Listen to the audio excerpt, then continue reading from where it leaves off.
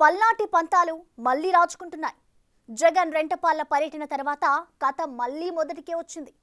హింసాత్మక రాజకీయాల వైపు ఏపీ పాలిటిక్స్ వెళ్తున్నాయా అన్న డౌట్లు పెరుగుతున్నాయి. రప్పారప్పా నరుకుతాం, కొట్టండి, నరకండి, చంపండి, వార్ డిక్లేర్ ఇలాంటి నేచర్ కార్యకర్తల్లో పెరుగుతోంది. ఎలక్షన్లకు ఇంకా చాలా టైం ఉంది. అయినా సరే పొలిటికల్ హీట్ ఇప్పటి నుంచే ఎందుకు పెరుగుతోంది? కథ ఎక్కడ మొదలైంది?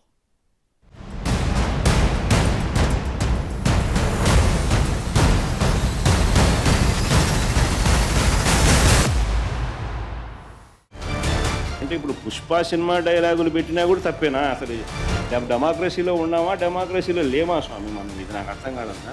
క్రిమినల్స్ ఎప్పుడు కూడా క్రిమినల్ బ్రెయిన్సే పనిచేస్తూనే ఉంటాయి. వాళ్ళు నరికేస్తాం, చంపేస్తాం, రఫాడతాం. ఒక్క సినిమా డైలాగ్, ఒకే ఒక్క సినిమా డైలాగ్ ఏపీ రాజకీయాలను షేక్ చేసినంత పనిచేసింది. వైఎస్ జగన్ రెంటపాళ్ల పర్యటనలో ఓ కార్యకర్త పట్టుకున్న ఈ రప్పా ఫ్లెక్సీ కాస్త హై వోల్టేజ్ డైలాగ్ వార్ కు దారితీసింది. సీఎం చంద్రబాబు, విపక్ష నేత జగన్ ఇద్దరు రియాక్ట్ అవ్వాల్సిన సిచ్యువేషన్ క్రియేట్ చేసింది. ఈ రప్పా ఫ్లకార్డ్ పట్టుకోవడం వెనుక ఎవరికి తెలియని సీక్రెట్ ఒకటి ఉంది. ఇంతకీ ఏంటది?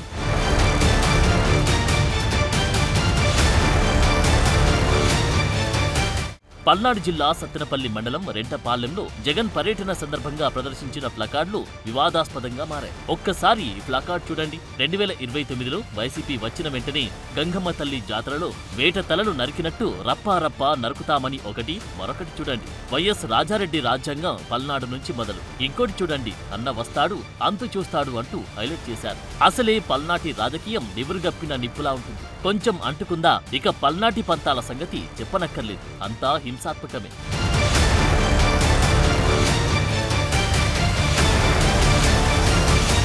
రప్పా అన్న సినిమా డైలాగ్ కాస్త ఏపీలో పొలిటికల్ వైల్డ్ ఫైర్ గా మారిపోయింది. ఏపీలో రాజకీయం అందరూ అనుకున్నంత స్మూత్ గా ఉండదు. ఓవైపు టీడీపీ, ఇంకోవైపు వైసీపీ. హార్డ్ కోర్ క్యాడర్ దేనికైనా రెడీ అన్నట్లుగానే ఉంటారు. పంతాలు పట్టింపులు ఎక్కువ. అందులో భాగంగానే ఈ ప్లకార్డులు. అసలు మ్యాటర్ ఏంటంటే ఈ రప్పా ప్లకార్డు పట్టుకున్న ఈ వ్యక్తి పేరు రవితేజ. ఈయన ఏ పార్టీకి ఒరిజినల్ కార్యకర్త అన్నది ఇప్పుడు $1 మిలియన్ ప్రశ్నగా మారిపోయింది. ఎందుకంటే మావాడు కాదంటే మావాడు కాదు అని రెండు పార్టీల మధ్య డైలాగ్స్ పేలుతున్నాయి. ఇటీవలే టీడీపీ సభ్యత్వం కూడా తీసుకున్నాడని వైసీపీ, కాదు 5 లక్షల బీమా కోసమే టీడీపీలోకి వచ్చాడని, అతడి మనసంతా వైసీపీ అని టీడీపీ అంటుంది. సో ఇక్కడ మరో కీలకమైన విషయం ఉంది.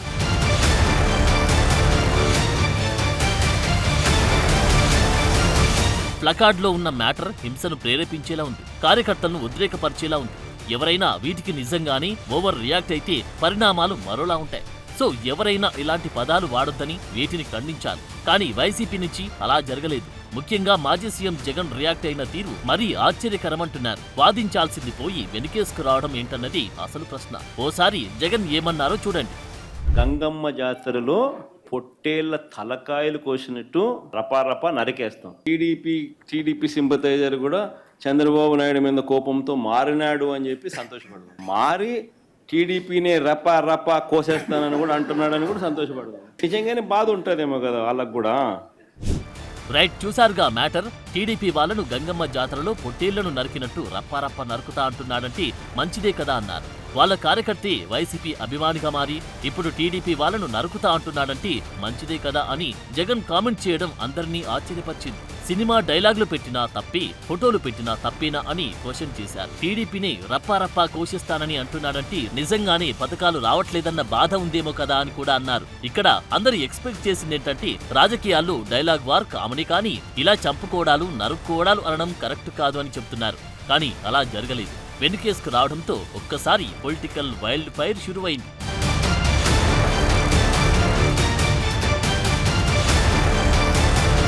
సీఎం చంద్రబాబు కూడా ఇదే ఇష్యూపై రియాక్ట్ అయ్యారు. రియల్ లైఫ్ డైలాగ్లకు తేడా ఉండక్కర్లేదా అని క్వశ్చన్ చేశారు. రప్పా నరుకుతా అనేది సినిమా డైలాగ్ అని జగన్ చెప్తున్నారని, సినిమా డైలాగులు కూడా చెప్పడం తప్పేనా అని ప్రశ్నిస్తున్నారని. అయితే సినిమాల్లో మనుషులను చంపేస్తారు, అలాగని నిజ జీవితంలోనూ చంపేస్తారా? చంపేసి తప్పేంటని అంటారా? ఇలాంటి వాళ్లకు ఏం చెప్తామన్నారు చంద్రబాబు. డైవర్ట్ చేయాలి public attention. That is their art are their intentions. అందుకే క్రిమినల్స్ ఎప్పుడు కూడా క్రిమినల్ బ్రెయిన్సే పనిచేస్తూనే ఉంటాయి. వాళ్ళకు నరికేస్తాం, చంపేస్తాం, రఫా నరికేస్తాం, ఇష్టానుసారంగా టెర్రరిజం క్రియేట్ చేయడం, లేకుంటే ప్రొవోక్ చేయడం. ఒకప్పుడు రాజకీయాలంటే ఒక బ్యాడ్ ఎలిమెంట్ ఉంటే వాటితో అసోసియేట్ కావాలంటే భయపడిపోయేవాళ్ళం, పక్కన రానిచ్చేవాళ్ళం కాదు. ఇప్పుడు వాళ్ళతోనే రాజకీయం చేసే పరిస్థితికి వచ్చేసారు. సో రౌడీయిజం, హింసను ప్రేరేపించేలా జగన్ పరామర్శ యాత్రలు ఉన్నాయన్నది టీడీపీ వాదన. పరామర్శల పేరుతో రాష్ట్రంలో శాంతి భద్రతల సమస్యలు సృష్టిస్తున్నారని, ఇలా భయాందోళనలు సృష్టిస్తామంటే కుదరదని గట్టిగానే సీఎం చంద్రబాబు వార్నింగ్ ఇస్తున్నారు.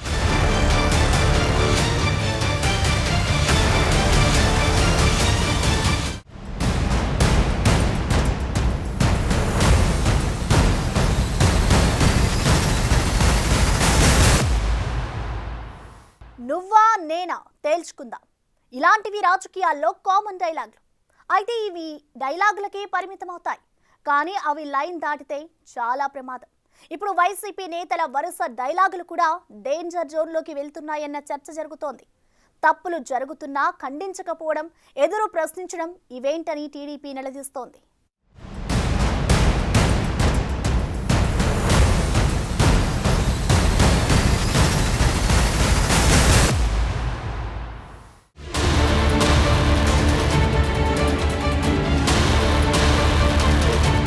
జగన్ లాంటి వారు రోడ్డు మీదకు వస్తే మున్ముందు ఇంకా భయంకరమైన పరిస్థితులు వస్తాయి. అధికారం కోసం ఇంకా భయంకరంగా వ్యవహరిస్తారు. ఇది సీఎం చంద్రబాబు అంటున్నమాట. కానీ చట్టం తన పని తాను చేసుకుపోతుందని అంటున్నారు. మొన్నటికి మొన్న రాజధాని మహిళలపై చేసిన కామెంట్లు, జరిగిన రగడ అంతా ఇంతా కాదు. ఇది అటు తిరిగి ఇటు తిరిగి వైసీపీకే డ్యామేజ్ చేస్తుందా, అస్త్రాలు బూమరాంగ్ అవుతున్నాయా అన్న చర్చ జరుగుతుంది.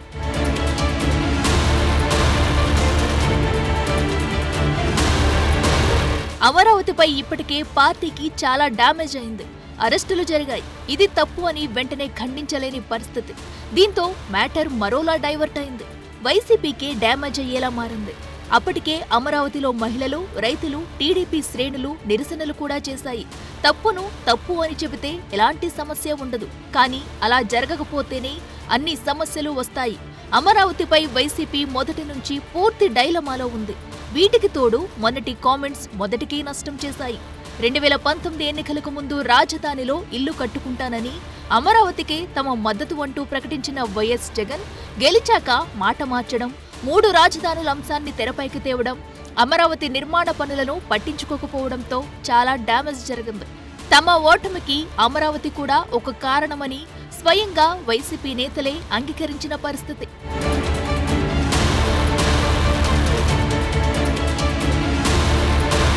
ఇప్పుడు అసలు టాపిక్ ఏంటంటే, అడ్డుకోవాల్సింది పోయి సమర్థించడం ఏంటన్న పాయింట్ను కూటమి పార్టీల నేతలు వినిపిస్తున్నారు. తమ కార్యకర్తలు తిరగబడితే పరిస్థితి ఏంటని టీడీపీ క్వశ్చన్ చేస్తుంది. గంగమ్మ జాతరలో పొట్టేళ్ళు తల నరికినట్టు నరుకుతాం అని చెబితే అది తప్పే ఉందని అంటున్నావు. నేను అంటున్నా, నీ తల నరకొచ్చు కదా.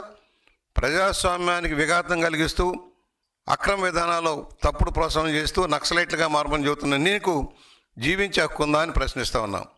మాజీ సీఎం జగన్ ఓదార్పు యాత్రపై బీజేపీ నేత భానుప్రకాష్ రెడ్డి ఫైర్ అయ్యారు. రప్పా నరుకుతామంటూ ఫ్లెక్సీ పెట్టిన కార్యకర్తను మందలించకుండా సమర్థిస్తారా అని కౌంటర్ ఇచ్చారు. రాజకీయాలంటే ఆదర్శంగా ఉండాలని, జగన్ కు మాత్రం రాజకీయాలంటే అరాచకమే అంటున్నారు. ఒక రాష్ట్రానికి ముఖ్యమంత్రిగా పనిచేశావు. ఓదార్పు యాత్ర పేరుతో ఆంధ్రప్రదేశ్లో శాంతి భద్రతల్ని ఉద్దేశపూర్వకంగా భంగం కలిగించి, తద్వారా ఆంధ్రప్రదేశ్లో ఏదో జరిగిపోతోంది, ఏదో జరుగుతుందని చెప్పి ఒక దుష్ట ప్రచారాన్ని ప్రజల్లోకి తీసుకొని వెళ్ళాలని చెప్పి ఒక ప్రయత్నం చేశావు. రాష్ట్రంలోకి వస్తున్న లక్షల కోట్ల పెట్టుబడులు, అభివృద్ధిని అడ్డుకునేందుకు జగన్ కుట్ర పన్నుతున్నారనిపిస్తుందన్నారు ఆర్థిక మంత్రి పయ్యావుల కేశవ్. యుద్ధం ప్రకటించడానికి, రప్పా నరకడానికి ఇది సినిమా కాదని ప్రజాస్వామ్యమన్నారు. ఎవరిని నరుకుతారు, ప్రజలనా ప్రజాస్వామ్యాన్నా అని ఫైర్ అయ్యారు. ఏం చెప్పదలుచుకున్నాం సమాజానికి? హింసను ప్రేరేపించడం కాదా? Declaring the war. ఈ పదాలన్నీ ఎక్కడి నుంచి వస్తున్నాయి అనంటే మీలో ఉన్నటువంటి ఆ ఫ్రస్ట్రేషన్, ప్రజల మీద ఫ్రస్ట్రేషన్. మీకు ప్రభుత్వం మీద తిరుగుబాటు కాదు, మీరు ప్రజల మీదే తిరుగుబాటు. ఎవరిని నరుకుతారు మీరు? ప్రజలనా? ప్రజాస్వామ్యాన్నా? ఎవరిని? ఓటమి నుంచి మీరు అసలు ఓటమిని అర్థం చేసుకున్నట్లు లేరు మీరు ఇంతవరకు. మీలో ఎక్కడా కూడా మార్పు కనపడడం లేదు. సో ఒక మాట అంటే 10 కౌంటర్ డైలాగులు వైసీపీపై పడుతున్నాయి. దీంతో ఆ పార్టీకి డ్యామేజ్ పెరుగుతుందన్న వాదన వినిపిస్తుంది. మరి ఇప్పటికైనా జగన్ పార్టీ స్ట్రాటజీ మార్చుకుంటుందా, లేదంటే ఇదే పద్ధతి ఫాలో అవుతారన్నది చర్చనీయాంశమవుతుంది.